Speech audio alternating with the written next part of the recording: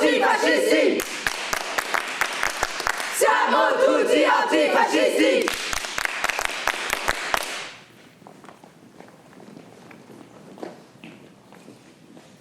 On est là, même si Macron ne veut pas, nous on est là, pour l'honneur des travailleurs et pour un monde meilleur, même si Macron ne veut pas, nous on est là, on est là.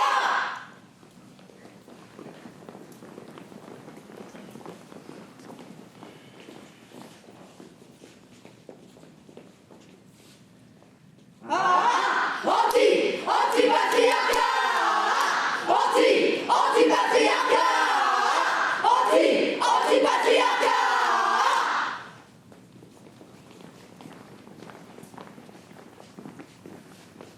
Et à bas l'État, les flics et les fachos! À bas l'État, les flics et les fachos! À bas l'État policier! À bas l'État policier!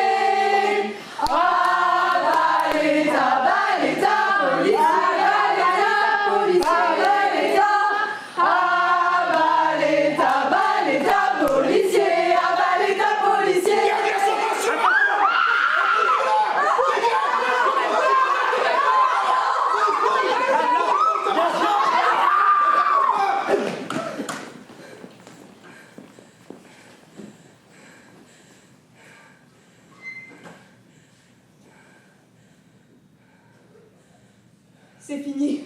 C'est fini. Essayez encore. Mais l'urgentiste a déjà tout essayé. Massage, défibrillateur, 1 mg d'adrénaline en intraveineuse, 5 mg après la deuxième injection. Ça ne repart pas. Après 17 ans, le cœur de Marion s'est arrêté. Ici, entre la place d'Italie et la place de la Nation, à l'angle du boulevard Diderot et de la rue de Charenton, juste en face de la librairie Le Cabanon, dans la vitrine à voler en éclats, au milieu des débris de verre et des fumigènes qui semblent ne pas vouloir se dissiper. Derrière le corridor de sécurité improvisé, des manifestants ont vu toute la scène. Et surtout, la tentative de réanimation qui n'en finit pas d'échouer. Après la sidération, le bruit commence à retentir à nouveau. De l'autre côté, pour moi, seul, ou alors c'était aller avec d'autres. Parce que ça a duré trop longtemps. Parce que tout le monde sent bien que ça tourne mal. Il est 22h10. Reda a attendu Marion jusqu'à 18h au food truck BBQ Brothers qui campe avenue Le Dru-Rollin. Ils se sont perdus de vue dans le cortège des manifestants. Classique. Marion a la mauvaise habitude de discuter avec quiconque lui adresse la parole en manif. Elle ne lâche jamais l'affaire. Ils se sont donné rendez-vous devant le food truck. Au cas où, elle a dit. Mais là, elle n'est pas là. Elle lui a déjà fait le coup. Il a envoyé 2 textos. Mais c'est bon, qu'elle se débrouille. D'ailleurs, elle se débrouille toujours, Marion. Il avale un foodie, bœuf haché, roquette, morbier, confit d'oignon et une portion de frites maison. Ça cale. De quoi tenir tout un concert au Trianon qui commence dans environ 30 minutes. Archeo Pop-Up Memorial. On annonce des reprises des Ramones et des New York Dolls. Tout ce qui a pu faire s'élever les scènes anglo-saxonnes durant les années de crise. Et puis, Marion nous rejoindra. Et elle râlera, parce qu'elle aura faim, comme d'hab. Puis, elle arrêtera, comme d'hab. Le riff, ça nous. Il a fallu moins de 5 minutes au master pour arriver à la Pitié-Salpêtrière boulevard de l'hôpital. L'acte de décès a été rédigé sur place. Murray en a demandé tout de suite une copie. Il lui faut quelque chose sous la main parce que, maintenant, le plus difficile est devant lui. Est-ce qu'il s'agit d'une mort naturelle ou d'une mort violente? Une mort naturelle. Ce serait si simple. Comme dans le cas d'un arrêt cardiaque. C'est bien ce qui est arrivé, non? C'est l'article 78 du Code civil. La procédure est simple et surtout, l'hôpital se charge de prévenir la famille. Par contre, s'il s'agit d'une mort violente, c'est l'article 80, toute une procédure. Procès verbal, relevé des constatations sur le corps de la victime en présence d'un médecin, notification des témoignages relevés sur le lieu du décès, transmission de l'ensemble des pièces au parquet. Et surtout, il devrait alors prévenir la famille lui-même. Alors à choisir entre un 78 ou un 80, sur ce coup-là, Murray, il s'unirait tout de suite pour un 78. Mais dans le cas d'un décès pendant une manifestation, surtout en ce moment, surtout dans le contexte actuel, les directives ne font pas dans la demi-mesure. C'est la procédure mort violente qui s'enclenche, par précaution. Ça veut dire que je vais devoir prévenir la famille. Après 27 ans de métier, il s'y est fait. Ça ne l'empêche plus de dormir les nuits d'après. Mais Marion a l'âge de sa fille. Et c'est à ça, juste à ça qu'il pense, quand il sonne au 31 rue de la Sablière dans le 14e. Il est 23h45.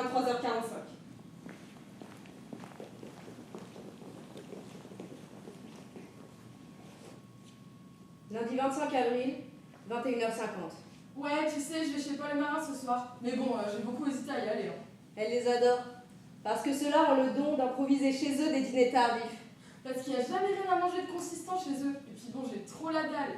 Et entre nous, hein, le tofu et les graines, c'est vraiment pas mon truc. Et puis surtout, parce qu'avec la manifestation entre Italie et Nation, le quartier sera sans doute encore en ébullition jusque tard dans la nuit. Et puis, elle ne se sent pas très bien. Elle vient de boucler un article de fond sur la situation sociale des étudiants dans quelques facs de lettres. Paris 3, Paris 7, Paris 8. Paris 8, Elle en a rencontré des universitaires, un peu. des étudiants, Beaucoup. assez disponibles entre deux âgés. Ce n'est pas une jeunesse désespérée qui défile à son micro, plutôt une jeunesse qu'on désespère. Elle en a parlé, avec la rédaction d'un quotidien qui d'ordinaire aime plutôt son travail. Le rédac l'a séché direct. Comme une rumeur qui gronde. Au loin, un gyrophare bleu et une sirène qui s'enclenche. Le cordon de sécurité se disloque. Pour moi, elle Qu'est-ce qui se passe là? Pour moi, Elle est passée par ce côté. non, elle s'est juste fait emporter par deux nains. Non, elle est énorme. Je vais voir la carte en direct. Pour moi, Qu'est-ce qui se passe? Qu'est-ce qui se passe? Vous savez? T'es des RG, toi, non? Elle ne s'embarrasse pas à lui expliquer que les RG ont changé de nom, mais elle lui montre simplement sa carte de presse. Mais ça, c'est rien d'autre que la face B. Mais la petite fille a été prise dedans, ils ont chargé en position offensive. Mais arrêtez de dire n'importe quoi, il n'y a pas eu de NAS à cette hauteur du boulevard, c'est à Nation que ça s'est passé. Vous n'y étiez même pas si ça se trouve. Ça part dans tous les sens. Elle prend quelques numéros, donne des cigarettes, prend de nom l'adresse, mais se fait rembarrer surtout. Personne ne sait qui a prévu le secours. Personne n'était là quand ce qui s'est passé, s'est passé. Passe-moi la rédaction.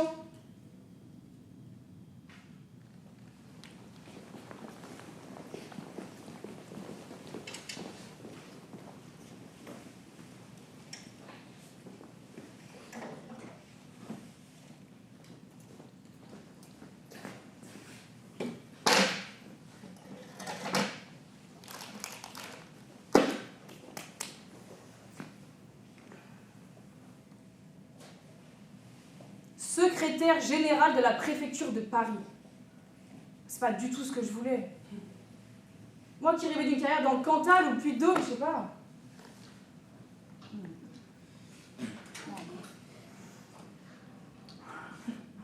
La perspective d'œuvrer au salut de la République, entre des volcans éteints, des salaires d'âge mûr, à couper au Laguiole, du Fouchtra, du Saint-Nectaire ou du Bleu de Tiezac, avait bercé mes 2 années d'études à l'ENA. Mais évidemment, le jeu des classements. J'étais incapable de ne pas réussir un examen, si difficile soit-il. Et l'ambition là d'Hélène Ergoin, là, c'est mon épouse, qui voyait en Paris la suite logique d'une ascension sociale programmée pour 3 générations au moins, et ma prédisposition naturelle pour le consensus domestique avait eu raison de mon projet auvergnat, c'est sûr. Le lundi 25 avril, vers 23h, un jour de grande manifestation, à moins d'un an des présidentielles. Alors que je m'apprêtais à refermer lentement la porte de mon frigo, en fixant la tranche épaisse de comté qui trônait sur le dernier compartiment, alors, avant même que la lumière ne s'éteigne, je me suis dit, mais putain!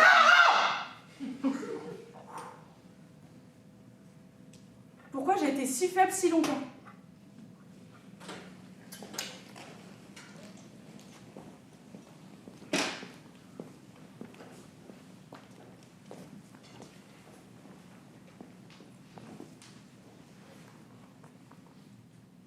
Mardi 26 avril, minuit 20. Meuret a eu le temps d'y penser en arrivant au 4e étage rue de la Sablière. La théorie, il la connaît. S'assurer de l'identité du proche, lui demander de s'asseoir, être direct, clair, précis, reformuler pour être sûr d'être bien compris. Respecter le silence, ne pas le briser, permettre à la personne de comprendre ce qui arrive, éviter les termes corps, cadavre, dépouille, personnaliser la victime, l'appeler par son prénom, son statut, votre mari, votre fils, votre fille. Parce que la rupture est trop forte. Parce qu'il y a quelques heures, la victime était encore en vie, et qu'elle est là encore pour celui qui écoute, juste avant le mot qu'on vient déposer là. Mais ça, c'est de la théorie. Dans la pratique, il faut s'y coller, c'est tout. Après, chacun fait comme il peut. Viviane ? À demi ensommeillée, elle décline son identité. Et comme elle est là, dans l'encadrement de la porte, et que ce serait complètement con de lui demander de s'asseoir, alors il se lance. C'est au sujet de Marion. Tout ce qui suit est une sorte de fin du monde.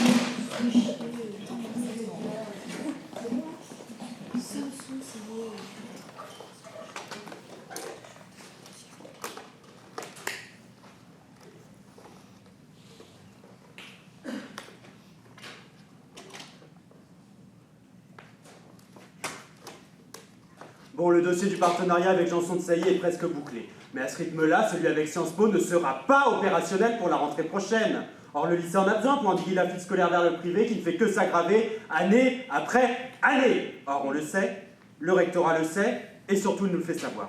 Et notre dotation horaire globale est en berne. Et puis les 2 blocages de l'établissement en moins d'une semaine n'ont pas amélioré l'image de la cité scolaire.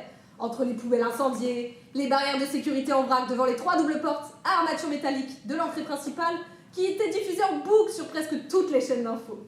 Et la veille, les flammes sont montées si haut que le drapeau tricolore et européen ont pris feu ensemble. Et bien évidemment sous les hurrahs de qui ? Des terminales ES ! Toujours les mêmes, à la tête du mouvement de grève de l'établissement depuis le début du mouvement social.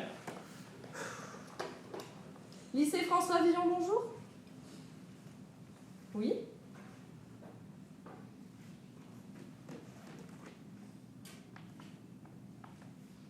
Monsieur le proviseur, Quoi ? c'est pour vous, c'est urgent. Vivement les vacances à Arcachon, hein. Oui. Oui, bonjour. Oui. D'accord.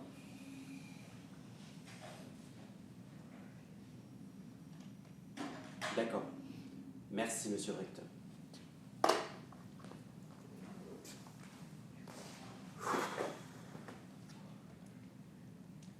Bon, il faut absolument qu'on ouvre une cellule d'aide psychologique dans la journée. Je vais regarder qui serait disponible. Il y a Guillemot disponible. Guillemot, il y a quelle ? Bon, bah, allez la prévenir.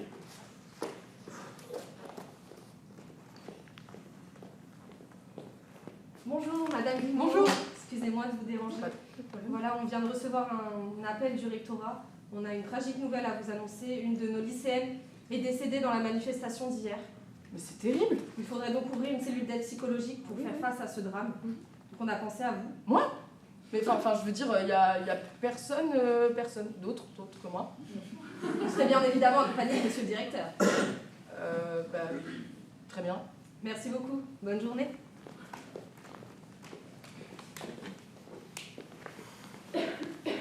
Si c'est pas malheureux ça, à quelques mois de la retraite. Hein. Non mais voilà qu'on me colle encore Guillemot dans les 10 bols, putain. Bonjour. C'est vraiment terrible ce qui s'est passé, la famille doit être dévastée. Ouais, c'est sûr. Si jeune, vraiment. Bon, il faut pas que tout cela s'éternise dans tous les cas. Hein. J'ai parlé, il faut être clair et concis. D'accord.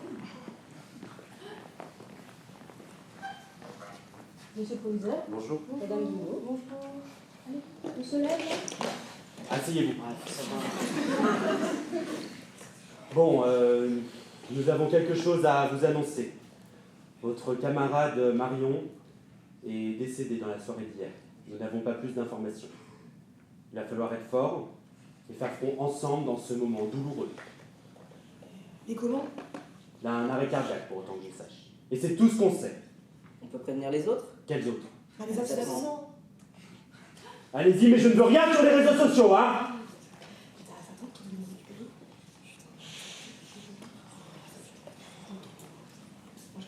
Salut, c'est Marion. Si t'es un ami, laisse un message et je te rappellerai. Sinon, laisse un message. Marion, c'est Juliette. Rappelle, s'il te plaît.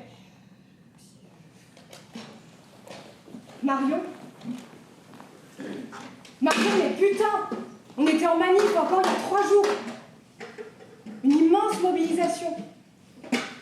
Bien au-delà de Bastille Nation. Contre cette putain de réforme des retraites. Tu te souviens? Dans le cadre de la convergence des luttes, en plus des retraites, on se mobilise pour l'avenir, pour l'écologie politique.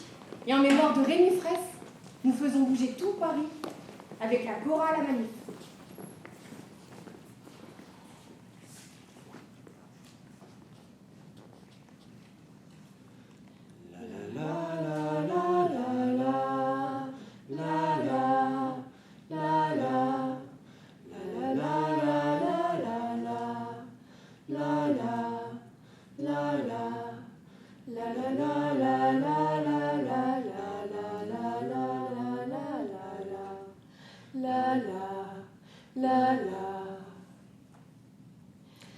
Il détourne la rivière, là-haut, là-haut.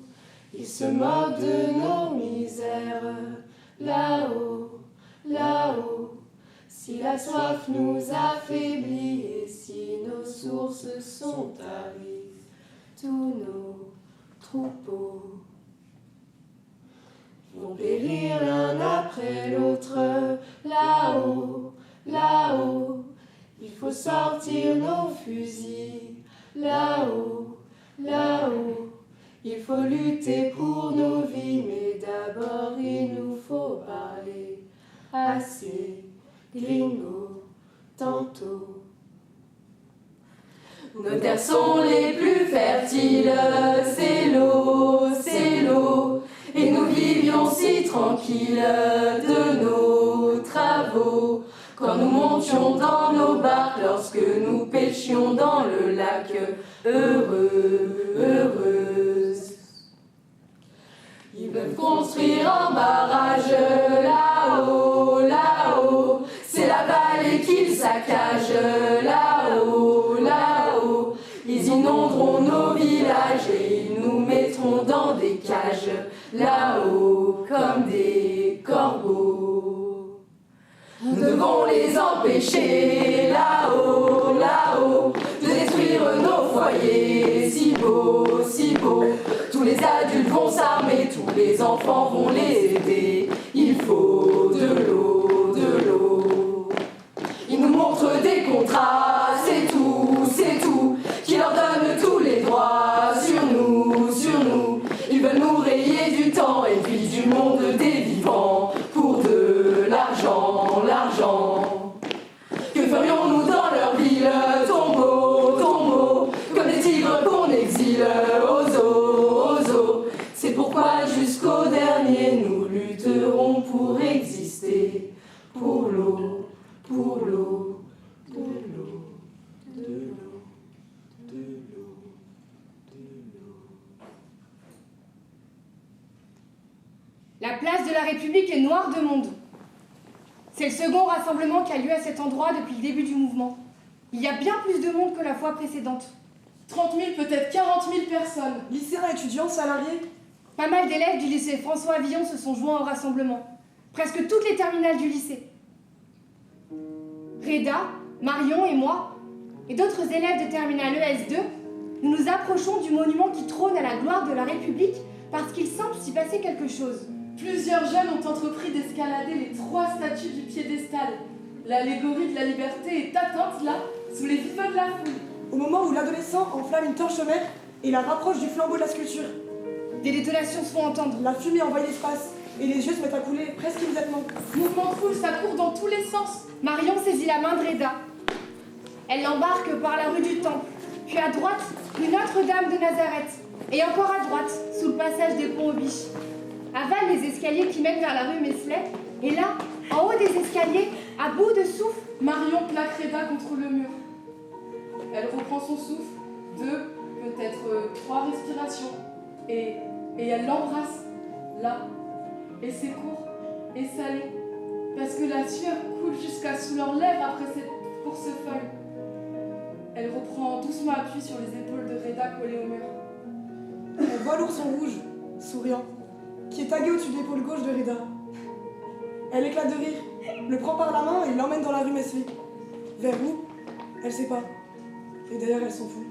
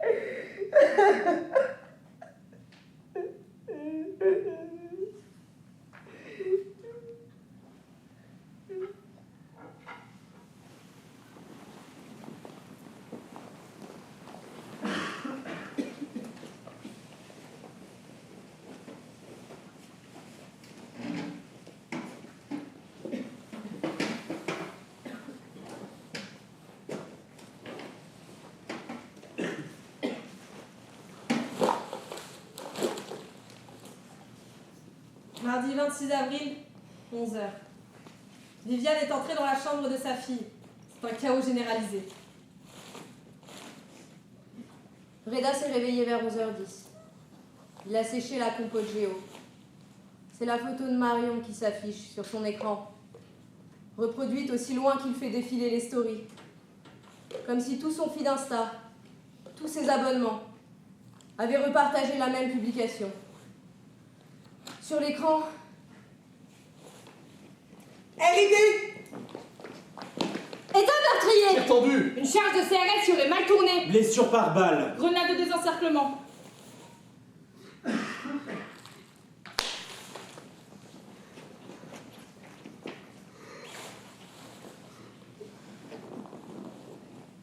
Ça ne devrait pas se passer comme ça.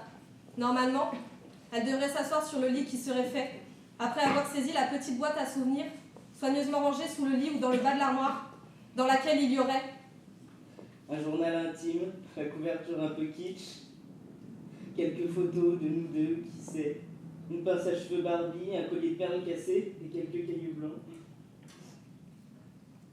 Les syndicats lycéens, étudiants, les autonomes, les anarchistes, les trotskistes, de Révolution permanente, du NPA à l'anticapitaliste, du NPA révolutionnaire, de Socialisme et barbarie. Les jeunes insoumis s'y sont collés aussi. Les commentaires vont dans tous les sens. On parle d'une charge de CRS qui aurait mal tourné. Certains parlent d'un, voire de plusieurs tirs tendus. Peut-être même une grenade de désencerclement. D'autres parlent de blessures par balle, de sang sur la chaussée, vite effacée par les forces de l'ordre. Les OAV Paris, la cocarde étudiante, Némésis, l'Uni parlent d'une agression commise par des casseurs maghrébins entre Italie et Nation. Ils appellent clairement à une riposte française, à une journée de deuil vraiment nationale. un cochon rose sur lequel il y a écrit « Capitalisme ». Et de part et d'autre, un slogan qui dit « On l'engraisse, on l'engraisse !» Et juste en dessous, « On le bouffe quand ?» Personne ne semble comprendre, mais tout le monde parle. Des fois, les cochons Ça fait pleurer.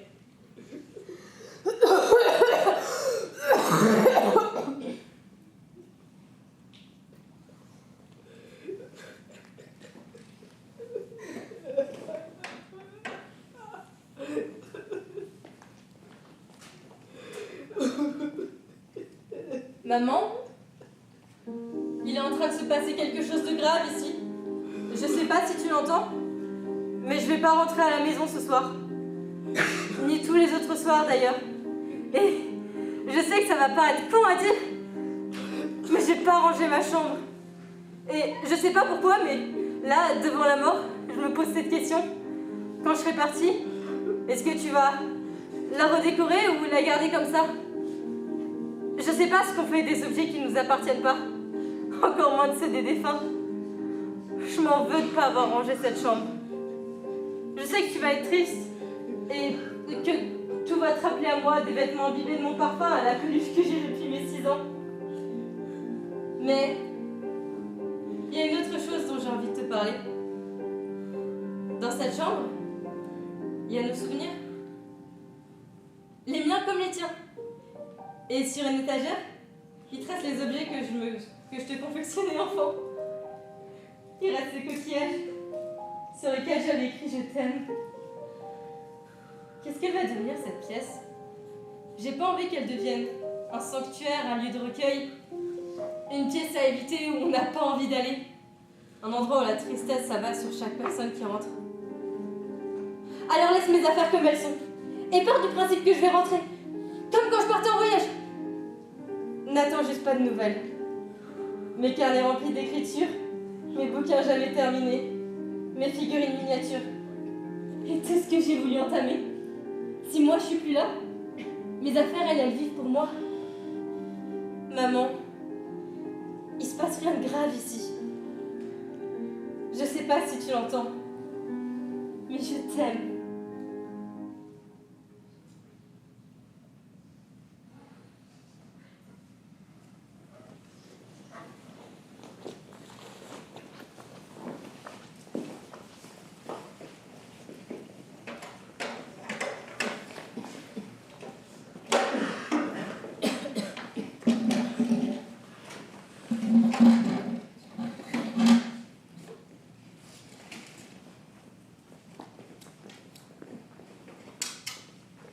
Mardi 26 avril, 18h15. C'est l'état de siège au 21 rue Sarrette, un des rares HLM du 14e arrondissement. On dirait que tout ce que Paris compte pour l'ensemble des correspondances y est donné rendez-vous. C'est presque impossible de se frayer un chemin jusqu'à l'entrée de l'immeuble. Les parents de Reda sont mis sous pression par les voisins. Originaires du quartier Bellevue, à Brest, ils sont arrivés ici il y a 2 ans, après avoir habité 14 ans en périphérie. Et c'est cela qui inquiète Sylvie, la mère de Reda. Faut que tu ailles leur dire quelque chose. À tout cela en bas, Reda. Les voisins parlent. Et à force d'être mal regardés, on finit par être regardé de travers. Ça le saoule, ce genre de discours, Reda. Cette peur permanente. Non, il n'a pas envie d'aller leur parler. Il ne sait même pas comment tous ces gens ont eu son adresse. Mais ils sont là, sous les fenêtres, et le téléphone n'arrête pas de sonner. Bruno, le père de Reda, ne dit rien. D'ordinaire, il parle peu. Il travaille toute la journée, rentre, mange et regarde longuement par la fenêtre. Une habitude prise à Brest. Sauf qu'à Brest, de la fenêtre, il voyait la mer. Parfois, on dirait qu'il la voit encore. Mais ce soir, avec tout ce barouf dehors, les fenêtres sont condamnées. Assis dans le fauteuil du salon, Bruno regarde Reda et dit « Ta mère a raison !» Tout un discours. Alors Reda dévale les 15 étages, tout s'enchaîne et ça se passe mal.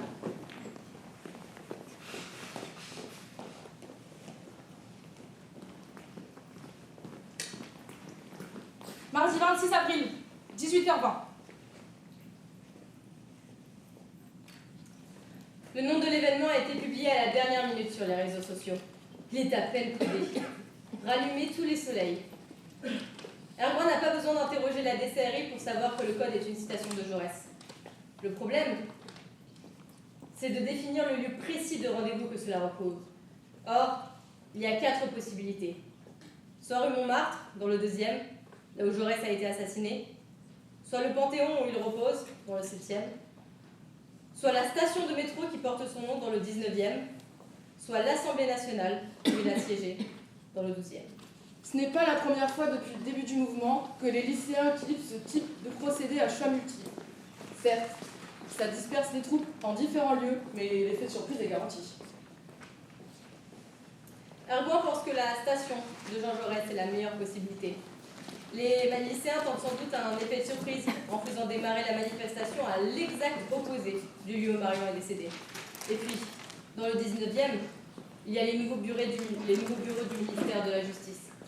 Ergon le dit au cabinet qui l'interroge sur ce sujet, mais le ministère préfère sécuriser en priorité l'Assemblée nationale. Mauvaise pioche. Aux différents endroits du rassemblement, ils sont des milliers. Par SMS, le transfert des manifestants se fait très rapidement. C'est bien de la station Jaurès que par la manif. Sur place, une foule compacte déborde jusqu'à Quai de Valmy et la station Stalingrad. Très vite, tout le monde est débordé. La la la la la la la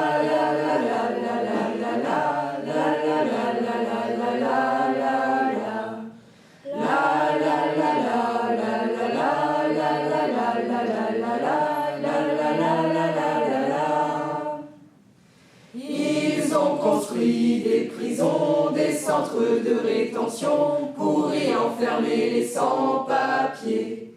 Des lois contre l'immigration, ils en votent à foison, ils en sortent une par saison.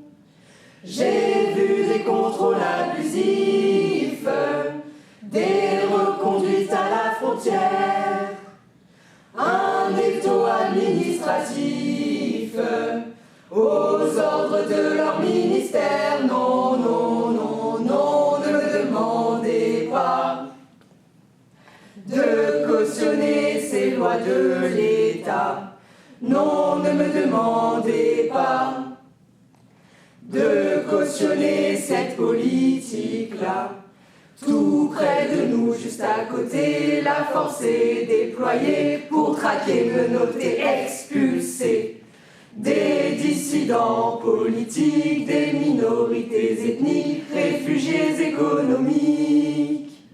Ceux qui n'ont commis d'autres crimes que de fuir l'enfer qu'ils vivaient, risquant déjà d'être victimes à chaque étape de leur trajet. Non, non, non, non, ne me demandez pas. Non, ne me demandez pas De mal agir si j'assiste à ça.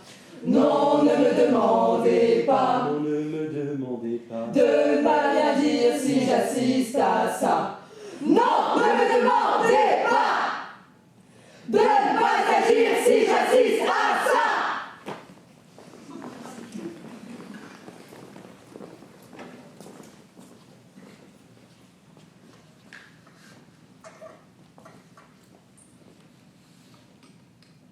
Mardi 26 avril, 18h20.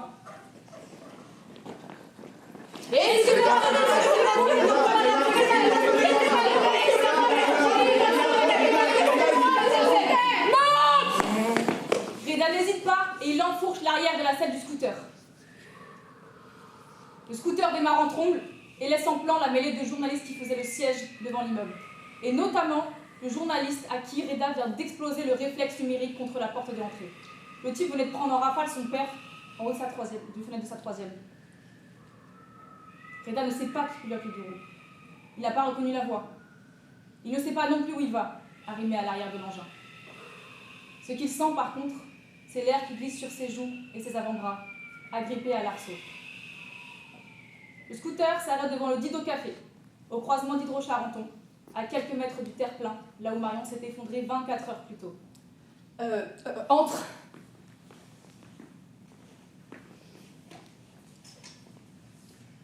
Café? Café. Est-ce que ça va? Reda a les yeux embués. Le vent, sans doute. Écoute, je suis journaliste, mais je t'assure, je cherche pas du tout le sensationnel, c'est juste que tout le monde raconte n'importe quoi et je sais que ça doit être très dur pour toi, je peux à peine imaginer. Je comprendrais si tu refuses, mais j'aurais besoin de parler de Marion avec toi. Je peux pas. Attends! Qui d'autre, s'il te plaît? Elle lui tend son carnet et un stylo. Il hésite. Puis il écrit les 10 chiffres d'un numéro. Et en dessous, un prénom. Juliette.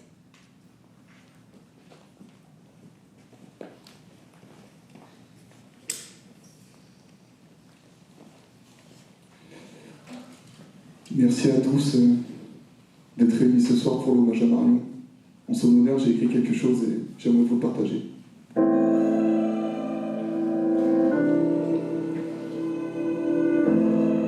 Oui.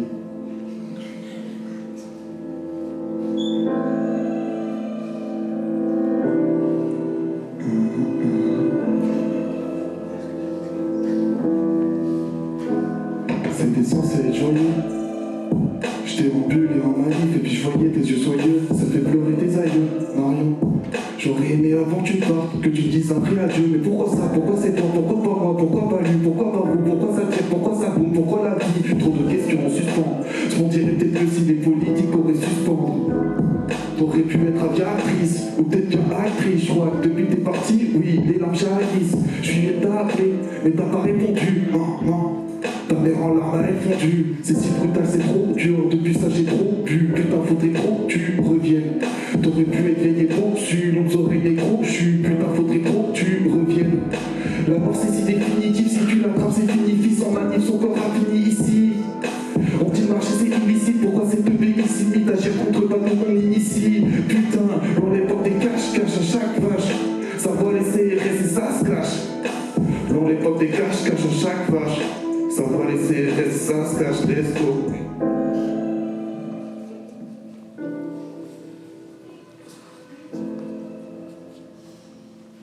Vous savez, je pense que s'il fait vraiment plaisir à Marion, c'est qu'on aille faire chier le proviseur en blanc.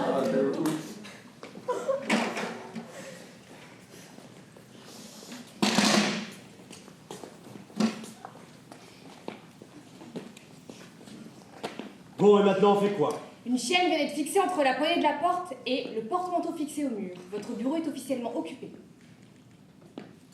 Bon, d'accord. Bon, pour éviter que tout cela ne déborde et que vous ne tombiez dans un piège duquel vous ne sortiriez pas sans dommage, je pense, je vous propose quelque chose.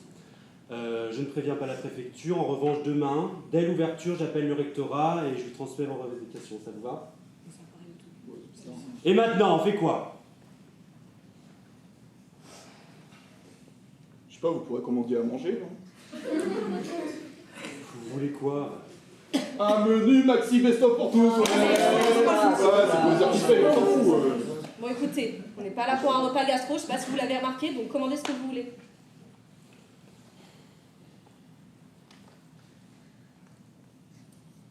Déconnez pas, monsieur. D'accord?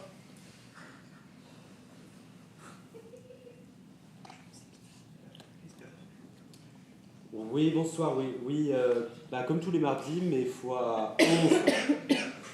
Non, devant le lycée. Merci.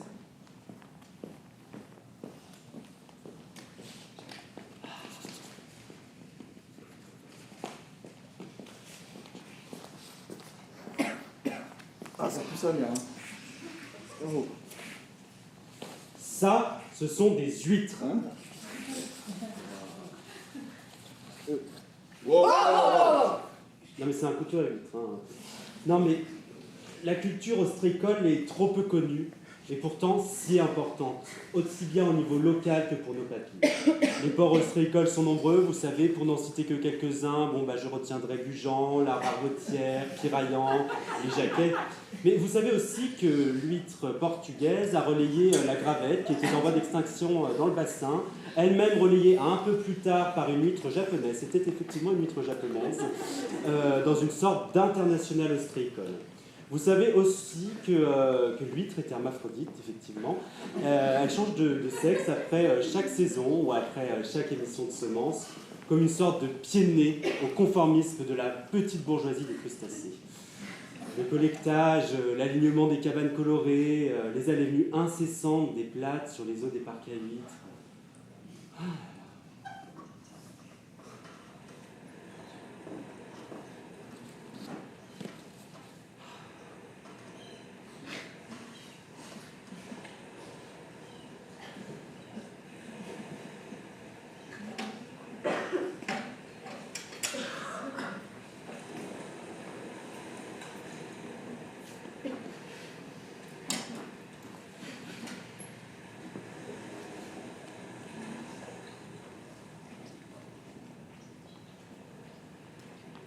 Mercredi 27 avril, 18h20.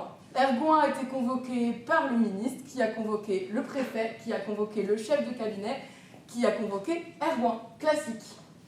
La réunion a lieu dans le bureau du chef de cabinet. Il n'y a pas de café. Et ça, c'est déjà mauvais signe. Il n'y a pas d'eau non plus. Et ça, c'est plutôt bon signe. Ce sera court. C'est toujours ça de prix. Tout le monde veut savoir comment les forces de l'ordre ont pu se laisser déborder à un tel point par les manifestants.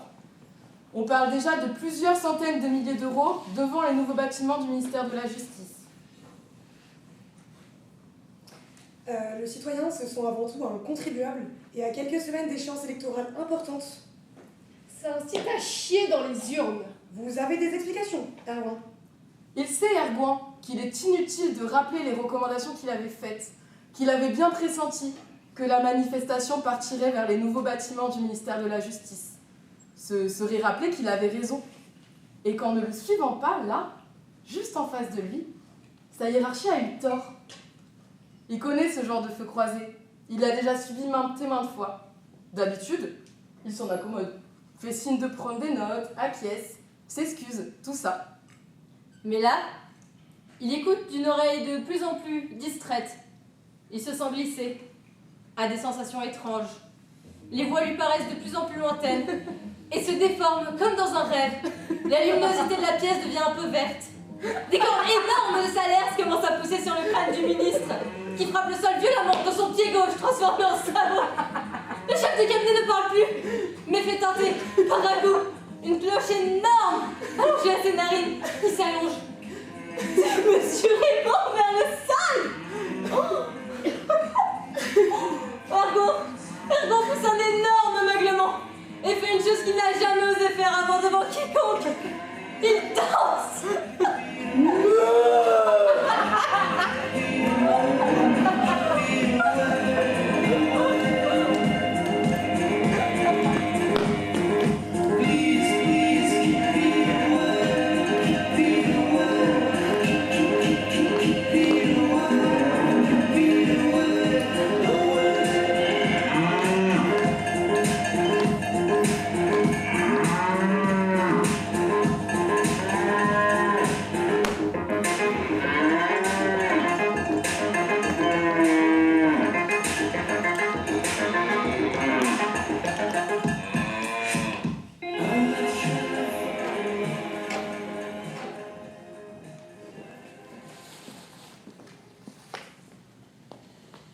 Mercredi 27 avril, 9h. Amblard a réussi à convaincre les membres du commandant improvisé de rentrer chez eux durant la nuit. Il est libre. C'était un petit peu plus compliqué que prévu parce que celui qui l'avait enchaîné n'arrivait pas à trouver les clés. C'est ballot. Puis, les clés ont été retrouvées. Les jeunes ont quitté les lieux vers 4, 5 heures du matin, il est maintenant 9h. Et Amblard n'a pas téléphoné à la préfecture comme convenu. Par contre, comme il avait prévu, il s'apprête à lui parler d'autre chose. Une idée, un projet. Un projet né dans la nuit qui n'a cessé de prendre forme au tout petit matin. Il a eu le temps d'y penser entre 4 et 9 heures. Et c'est cette idée qu'il transmet au secrétaire général du rectorat qui n'a bien entendu que quelques minutes à lui accorder. Et encore, vous comprenez, Amblard? Le secrétaire lui répond en 2 temps. Vous pensez sérieusement que c'est le moment pour ça, Amblard? Et comme il insiste, qu'il détaille son projet point par point, le secrétaire général du rectorat le coupe avec le ton effaré de celui qui s'interroge sur la santé mentale de son interlocuteur. À Paris, Amblard, sérieusement? Oui, sérieusement, oui. Une classe de transition, une école de la seconde chance, comme on dit aujourd'hui. qui nécessiterait simplement l'installation d'un bassin à double marée dans la cour du lycée, mais ce n'est pas les moyens qui manquent. Hein. Et puis, je suis en bon terme avec les services de la région. Bien sûr, oui, en partenariat avec les grands bassins d'Arcachon. Oui, j'ai des contacts sérieux. Et il les cite avec gourmandise. En alternance, pourquoi pas? Tout le monde a l'air de tellement tenir au développement de l'apprentissage par les temps qui courent. Et puis, en termes d'apprentissage, au moins, l'huître, c'est du concret, non? Mais alors que son interlocuteur s'apprête à lui raccrocher au nez avec la suffisance de la hiérarchie qui noie le mollusque en le fossilisant, Amblard ajoute qu'il va constituer le dossier dans la journée et qu'il voudrait un accord de principe dans les 48 heures. Sinon quoi? Vous savez, le possible et l'impossible sont souvent réversibles au ministère. Donc, je veux un accord de principe dans les 48 heures, sinon... Sinon quoi? Sinon, il faudra faire semblant. Et il raccroche, serein, pour la première fois depuis des lustres. Il ouvre la fenêtre de son bureau et, dans la fraîcheur du matin, prend une très large respiration. Quelques enclavures de la tour Eiffel, aucun doute possible. Il sent la mer.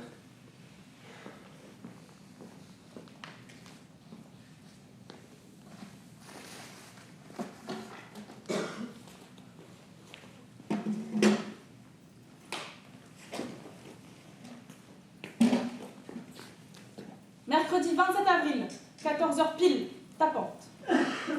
Juliette rentre dans le Dido Café. Charlotte la regarde avec ce regard sidéré d'une poule qui aurait vu un couteau.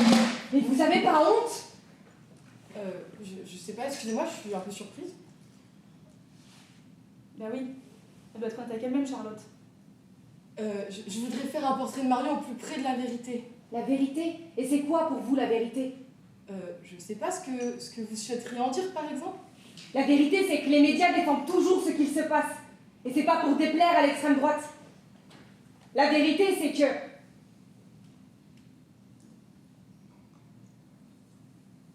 La vérité, c'est que Marion, elle était ni une sainte et ni une martyre. Et c'est ce qu'elle dirait si elle était là. La vérité, c'est qu'être jeune, c'est pas être inconscient ou immature. Que si aucun souffle n'est proposé par les pouvoirs mis en place, faudrait pas s'étonner ni même s'inquiéter que ce souffle-là il naisse ailleurs. Et qu'ailleurs, finalement, c'est ici et maintenant. Et que si vous voulez faire votre boulot, c'est de cela dont il faudrait parler dans votre journal.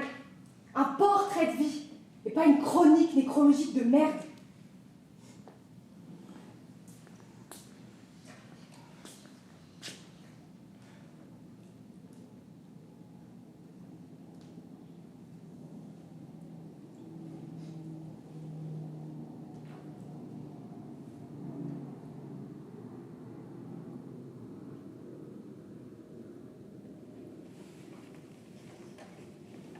Allez la team, hop hop hop hop hop, c'est parti.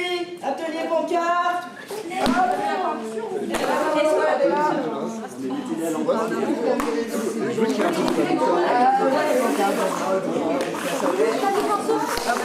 Allez, allez. Question générale. Yes. Hop, des pinceaux. La gogo, peinture, c'est allez.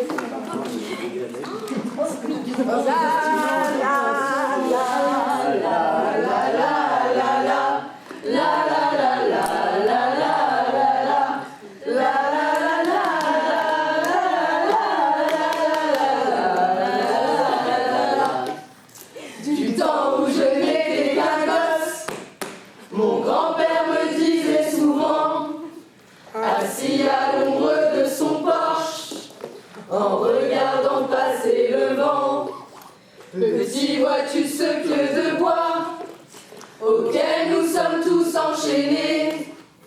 Tant qu'il sera planté comme ça, nous n'aurons pas la liberté. Mais si nous tirons tous, il tombera. Ça ne peut pas durer comme ça. Il faut qu'il tombe, tombe, tombe. Vois-tu comme il penche déjà? Si je tire fort, il doit bouger. Et si tu tires à mes côtés, c'est sûr qu'il tombe, tombe, tombe. Et nous aurons la liberté. Petit, ça fait déjà longtemps que je lui écorche les mains. Et je me dis de temps en temps que je me suis battu pour rien. Il est toujours si grand, si lourd, La force vient à me manquer. Et je me demande si un jour nous aurons pas la liberté. Mais si nous tirons tous, il tombera. Ça ne peut pas durer comme ça. Il faut qu'il tombe, tombe, tombe. Vois-tu comme il penche déjà? Si je tire fort, il doit bouger. Et si tu tires à mes côtés, c'est sûr qu'il tombe, tombe, tombe. Et nous aurons la liberté. En catalan, Si el cielo te la caola y no defenso por dura, seguro que toma, toma, toma. Y no te userá. Si yo le sorprendí, y tú le sorprenderá. Seguro que toma, toma, toma. Y eso de la libertad.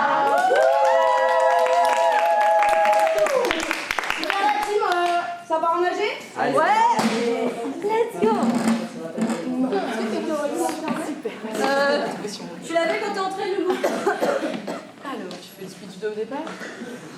Alors, comme d'habitude, on lève bien la main pour les prises de parole, on attend son tour, on se tait, on applaudit comme ça, il faut fermer sa bouche et c'est parti. Ouais, juste, je voulais rajouter un truc. Est-ce qu'on met les perspectives et les modes d'action dans le même point? Parce que c'est important qu'on aborde des points techniques. D'ailleurs, en parlant des points techniques, il y a un groupe WhatsApp, et je trouve qu'on est trop nombreux, du coup, ça serait pas plus simple qu'on réunisse un peu les gens et tout. Enfin, je sais pas si ça... Pourquoi pas, ouais. Ouais, au fond. En fait, il y a personne qui comprend comment vous fonctionnez, c'est pas clair du tout. Est-ce que vous pourriez nous expliquer un peu Ouais. Ouais, on a fini de parler de la forme, on peut parler du fond. Moi je viens pour porter la parole de différents. C'est bon, je peux parler s'il te plaît? S'il vous plaît, on s'écoute. Et on n'est pas pour arrêter la mobilisation. Juste le blocage de combustible, c'est plus possible parce que là le bac dans. Mais tais-toi, s'il vous plaît, on s'écoute. Là, c'est chiant.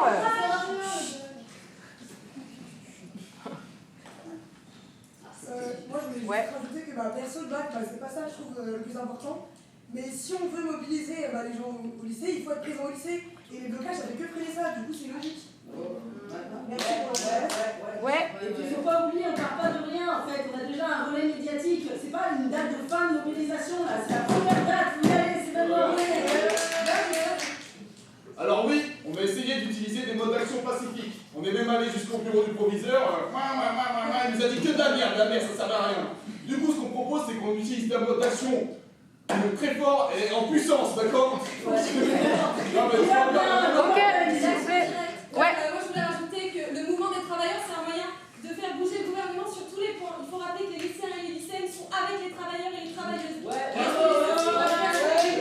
Qui ont des conditions de travail désastreuses. Et c'est ni à eux, ni à nous de payer pour le manque de moyens du lycée. Oui. Alors, en fait, il faut appuyer la grève et la saisir, non pas pour se fondre dans leur mobilisation, parce que bien sûr, on soutient toutes les mobilisations, mais si nous, on ne met pas les nôtres, les lycéennes, il n'y aura personne qui va le faire. Faut qu'on se bouge le cul. Oui, là, s'il vous plaît. Alors, Ouais. moi, c'est Alex de Puissance Prolétaire. Ce qui a été dit, les conditions d'études étables, là, c'est de la merde. Mais il faut rappeler pourquoi. C'est la conséquence de la société capitaliste. Donc, nous, ce qu'on propose, c'est d'établir un rapport de force pour faire tomber ce gouvernement qui casse tout et tout le monde. Ils veulent nous faire payer la crise. Donc, nous, ce qu'on propose, c'est de sortir des tracts. Stop, s'il vous plaît. On s'écoute, s'il vous plaît. Oui. Je voulais juste rajouter aussi que l'école, c'est un moyen de faire de la sélection sociale. C'est pour que les bourgeois ils aient des tâches et que les prolos ils abandonnent. Et nous, on se mobilise pas pour des actions à court terme. On se mobilise pour l'avenir et pour d'autres perspectives. Ouais. Excusez-moi. En fait, c'est parce que j'ai écrit un poème et du coup, je voulais vous demander si je pouvais lire ou pas. Bah, c'est pas trop le moment, mais. Ouais, allez, vas-y.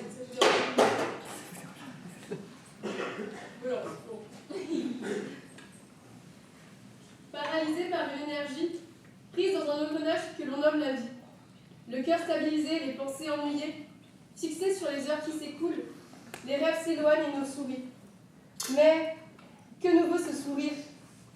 À quoi bon réussir, s'enrichir, accomplir si c'est pour appauvrir? Tout en gardant ce sourire. Sourire qui fait face à une envie de vomir.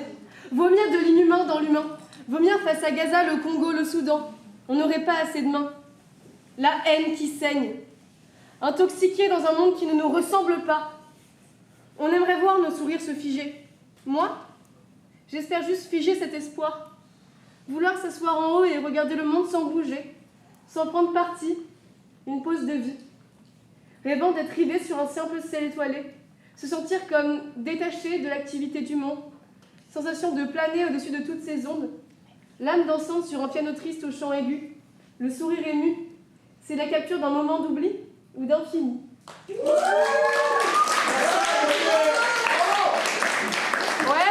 c'était trop parlant. Et depuis tout à l'heure, les gens, il y en a qui parlent de changer les modes d'action, distribuer des tracts, etc., arrêter le blocus. Mais faut pas oublier que jamais, un mouvement qui a su faire changer les choses a pu s'abstenir d'une présence dans la rue. Le corps physique de celui qui dit non, c'est purement de la parole en action. Il suffit de regarder, genre, les dessins de Courbet, la Révolution française, les photos de la Commune, des printemps arabes de 68, etc., pour réaliser que celui qui dit non, il le fait d'abord avec son corps, dans la rue, et que c'est la base de toute mobilisation et de tout soutien humain. Et c'est comme ça qu'on peut se sentir plus fort, ensemble, quand ça cogne trop fort dans la tête ou dans le corps. Tous ensemble.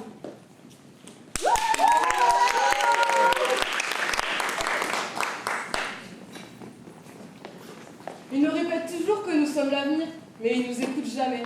Ça va pas nous empêcher de continuer la lutte. Ça durera des journées entières et des nuits entières.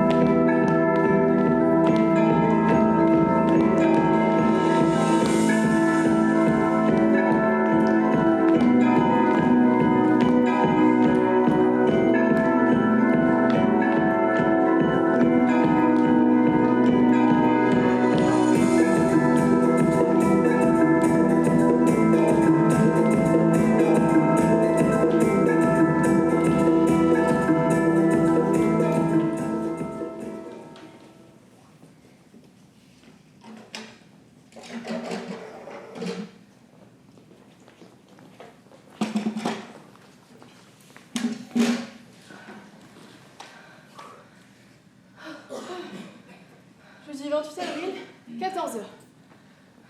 J'ai été convoquée par la médecine préventive du travail. Alors la psychologue convient avec moi que la pratique de la danse ne constitue pas une pathologie en soi, mais que c'est l'endroit où elle a été pratiquée qui est complètement inapproprié. Apparemment, ça relève de quelque chose de plus profond. Bon. Bah, je me dis, c'est ma chance, en fait.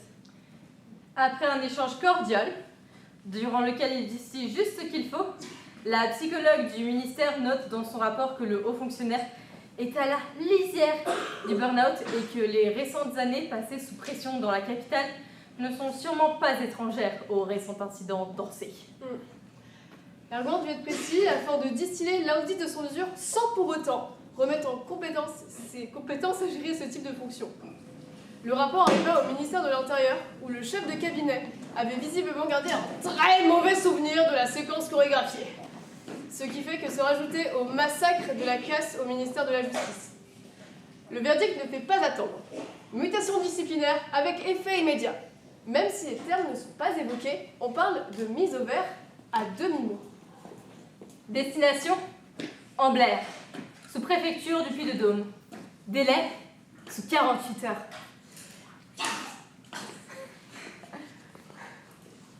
Ergoin n'en croit pas ses yeux. D'accord. Il devra sûrement affronter les foudres de sa femme. Et déjà que ça n'était pas simple, ces deux filles ne lui feront probablement pas de cadeau. Mais il s'était dit qu'il pourrait rejoindre cette nouvelle affectation seule pour qu'elle puisse toutefois profiter, comme elles le disent si bien, des avantages incomparables de la vie parisienne. Ergoin regarde sur son téléphone les photos du bâtiment de la sous-préfecture d'Ambert qui siège au 20 allée Sully.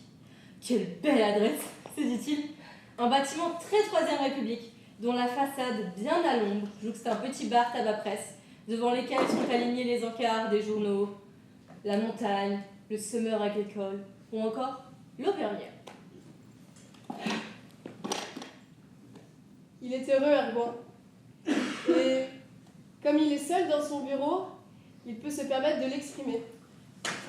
Mais il sait aussi que son bonheur à venir n'a pas pour origine la bienveillance de sa hiérarchie. Et cela lui donne une idée. Ou plutôt, une envie. Cet encart de presse-là, devant le petit commerce d'Ambert qu'il a sous les yeux, affiché sur l'écran de son ordinateur portable personnel. Il cherche sur son disque dur le rapport circonstancié qui devait joindre à sa hiérarchie et qui aurait pu empêcher les massacres de la casse dans les locaux du ministère. Et comme il est d'humeur assez joyeuse et partageuse, il se dit qu'il pourrait y joindre quelques autres rapports qu'il appelle depuis des années son fonds de pension ou son assurance retraite. Il se demande à qui il pourrait bien joindre tout cela et se souvient du bel effet qu'avait produit sur lui un article lu la semaine précédente sur les mouvements lycéens en cours. Ça ne sentait pas la salle de rédaction pilotée par un grand groupe pour une fois. Il ne met pas longtemps à retrouver le nom de la journaliste en question. Et en quelques clics, il se met tout à fait d'accord avec lui-même. Et puis, pour se féliciter, prend sa veste, ses clés, son portable et décide de se rendre à pied au 60 rue Oberkampf et de s'offrir un petit assortiment des 5 AOC proposés cette semaine-là par la fromagerie L'Auvergnat.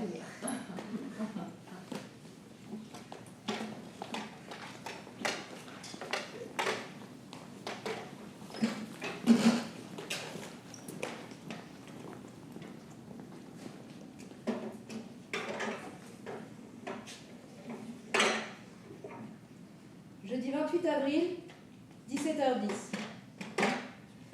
Charlotte a failli supprimer le mail.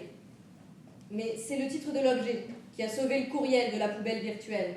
Recette de la Ligo à la Saint-Just. Pas de signature, juste un lien de téléchargement externe. Elle hésite malgré tout, se décide, c'est chargé. Il y a des centaines de documents. Elle en parcourt quelques-uns très vite, referme. Prend son sac de voyage, il fourre quelques vêtements, son ordi, sort de chez elle, prend le métro. Elle n'appelle pas pour les marins, se rend directement chez eux. Explique très rapidement, montre quelques documents. Peur. Il l'emmène chez une amie qui a une chambre de bonne dans le 15e. S'arrange avec elle. Elle fera les courses pour les prochains jours. Elle peut même lui trouver 3 téléphones prépayés. Charlotte passe la nuit à sonder tous les documents et la matinée du vendredi à écrire la trame d'un article d'investigation. Au début de l'après-midi, depuis des webcafés, jamais les mêmes, elle envoie quelques éléments significatifs et quelques extraits de l'article qu'elle a rédigé à tous les journaux pour lesquels elle a été amenée à rédiger des piges mal payées ces dernières années. C'est-à-dire à peu près toutes les rédactions de la place de Paris. Elle donne une deadline avant 16h. Rien. Pas l'ombre d'une réponse. Elle décide de passer par les réseaux sociaux, sous pseudonyme. C'est l'emballement immédiat. Par messagerie privée, plusieurs quotidiens qui jusqu'alors étaient sourds à ses appels la relancent avec insistance. Dès le lendemain matin, des extraits paraissent dans un article publié en page 1 d'un des plus grands quotidiens de la capitale. Son titre, dans le Marais de la République.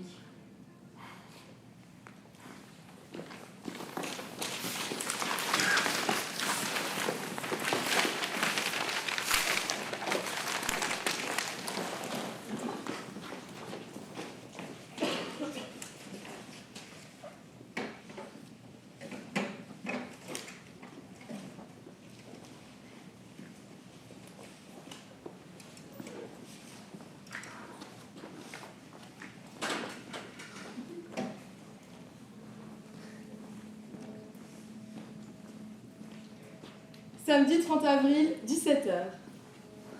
Oh, ça va. Ça va et toi? Bah oui, très bien. Ergoin sait que son état de grâce, loin du tumulte de la capitale, ne durera pas très longtemps. Cela fait moins de 24 heures qu'il est arrivé dans le Puy-de-Dôme. Mais déjà, il respire. C'est déjà ça de prix. Et en attendant ce qu'il ne manquera pas d'arriver, donc, il profite. L'adjoint au maire d'Ambert, chargé des personnes âgées dans la commune, marie sa fille. Et oui, et il l'a invité en guise de bienvenue. Et comme la salle du banquet se situe à moins de 500 mètres de la mairie et qu'il fait beau, un cortège de tulles et de lin, couronné de bibis en soie, de chapeaux à cliquetis et de écharpes à flanelle, transporte les rires et les parfums fleuris près de la salle des fêtes communales. Un vaste espace au plafond recouvert de lambris naturels et de poutres interminables. Ce sera bien sûr les lieux du festivité du soir. Mais pour l'heure, l'apéritif est servi dans l'espace extérieur.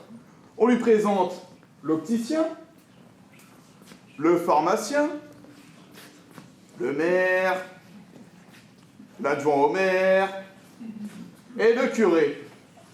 Ergoin salue avec bonhomie, s'enquiert avec urbanité, puis s'excuse un instant, s'écarte à l'ombre d'un tilleul un peu fatigué et consulte les actualités sur son téléphone. De page en page, un seul titre. Dans le marais de la République. Impressionnant.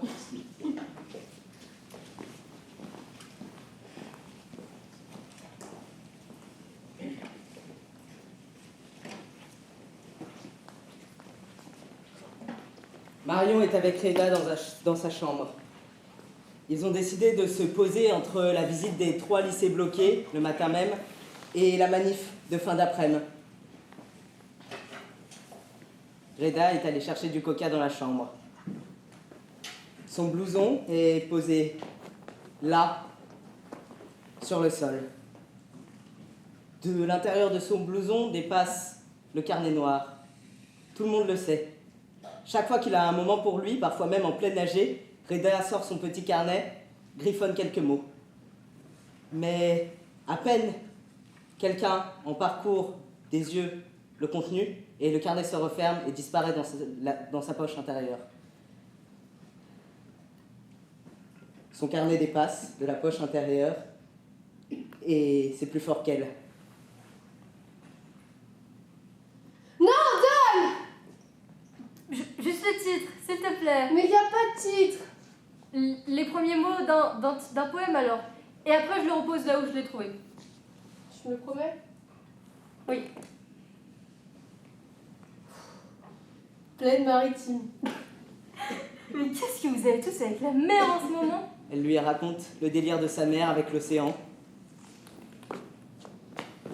Et Reda lui saute dessus, et le coca, et l'oreiller, et la couette sont en vrac sur la moquette. Ils sont l'un contre l'autre, corps contre corps. Le cœur de Reda bat à 200 pulsations minutes. Elle le sent par la paume de sa main posée là. Elle lui enlève doucement son t-shirt. Il se regarde. Elle dit: Ça va aller? Et alors qu'elle retire son sweat, comme dans un film au ralenti, sous le regard ému de Reda, ils entendent la porte de l'entrée de l'appartement qui s'ouvre. Je suis là, mon fils!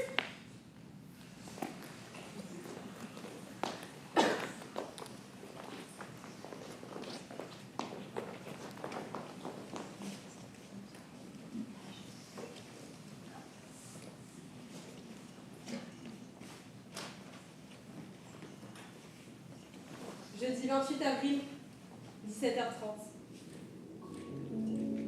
Viviane est devant la porte de son appartement. Dans sa main, les clés de la serrure et les 2 verrous de la porte d'entrée.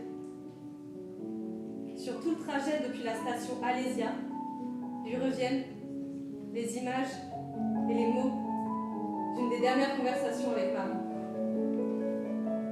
Elles sont toutes les 2 dans la cuisine. Et Viviane évoque ce qu'elle fera une fois déchargée de son fardeau. Paris, son boulot, tout ça quoi. Quand viendra enfin le temps de la retraite et qu'elle sera enfin libre.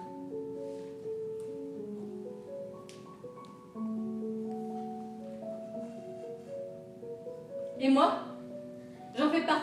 faire deux? Évidemment. Et c'est le plus lourd. Viviane évoque ensuite un futur de carte postale, au bord de la mer, pas pour s'y baigner, juste pour voir loin devant. Mario lui répond que ça ne la fait pas du tout rêver ce genre de plan, et qu'avec la retraite de misère qu'elle aura, elle dit même retraite de merde. Ça sent les abris du Finistère à plein nez, cette histoire.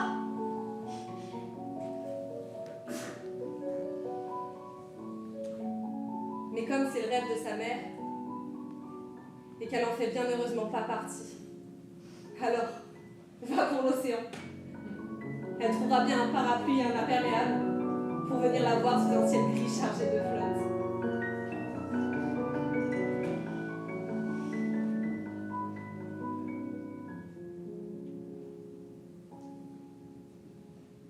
Devant sa porte, Viviane tente de faire mentalement la liste des choses auxquelles elle tient absolument.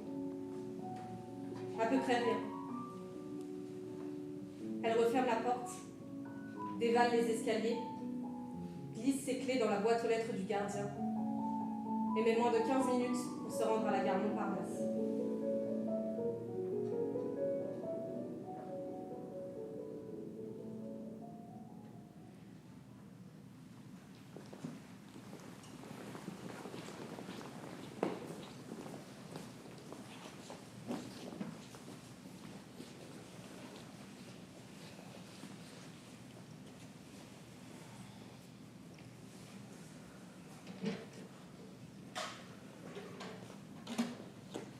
Vendredi 28 avril, 8h30.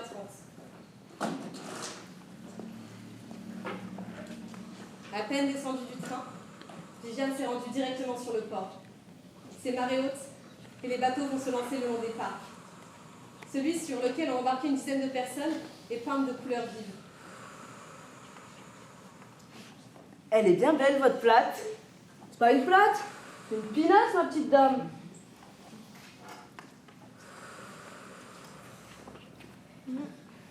Et vous savez pourquoi on appelle ça une pinasse? Dites-moi tout. Eh, monsieur Amblard, vous le savez, vous, non? C'est parce qu'on les fabriquait en pain autrefois, c'est pour ça. Bon, pour les oiseaux, la faune, la flore, je vous laisse faire, hein, monsieur Amblard. Depuis le temps qu'il vient ici, à croire qu'il connaît mieux le bassin que nous.